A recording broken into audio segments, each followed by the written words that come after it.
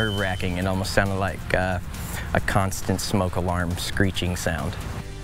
New at 6, days of frustration for one local family. Tonight, our Nicole Griffin is finding out exactly what was causing a constant screeching noise that lasted 4 days. It was coming from equipment near a cell phone tower in Mooresville. She's finding out even though the noise has stopped, the family's concerns have not. The family that we're hearing from tonight here in Mooresville lives right here at this home. This is their backyard where their kids play. But over my shoulder here, you can see in the distance a cell phone tower. Well, the last few days, the equipment surrounding this tower has been making a very loud screeching noise. And when the father here at this home began researching what might be causing that sound, he's become concerned about what he's finding living so close to this tower.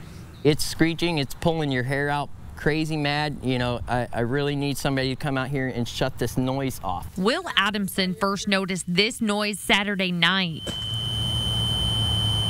He wasn't sure where it was coming from, so he called police, and they determined it was coming from this Verizon cell phone tower.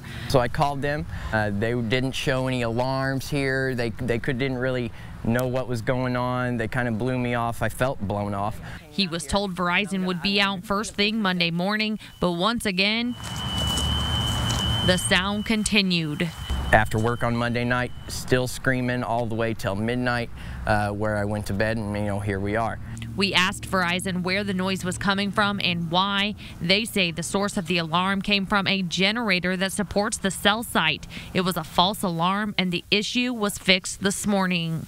It might be quiet right now, but what was making the noise and what kind of frequencies are shooting out from this thing, makes me wonder if it could be dangerous. Verizon says Will is not the only one concerned. People have contacted the company wondering about the health impact due to the radio frequency waves coming from the towers.